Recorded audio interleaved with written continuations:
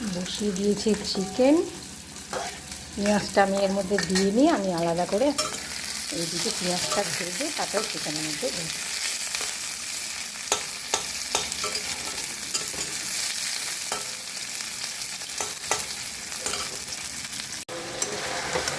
হয়ে গেছে কষানো, এবার আমি একটু জল দিয়ে দেবো। আমাদের কেউ আলু খায় না, সেই জন্য আমি 2 টুকরো পেঁপে দিয়েছি।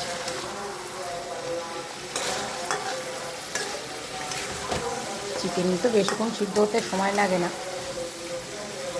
সামান্য জল দেবো, তারপরে ফুটলেই নামিয়ে নেব। আমি আজকে পটল পোস্ত সর্ষে যেটা করবো সেটা আমি গোটাই রেখেছি। পটলটাকে সবসময় আধখানা করেই করি, কিন্তু আজকে গোটা করছি। ভেজে নিচ্ছি আগে ভালো করে, মশলা কষিয়ে পটলগুলো দিয়ে দিলাম। এবার একটু ফুটবে, তারপর আমি নামাবো।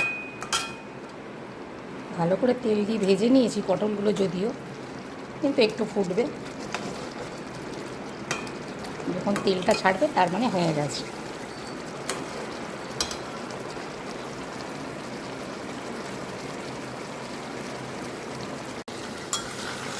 হয়ে গেছে, এবার আমি নামিয়ে নেব।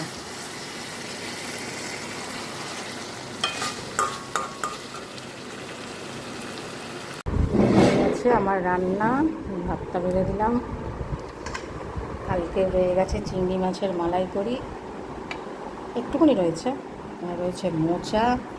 আজকে করেছি পটল পোস্ত আর চিকেন। আজকে দুপুরের এটাই লাঞ্চ।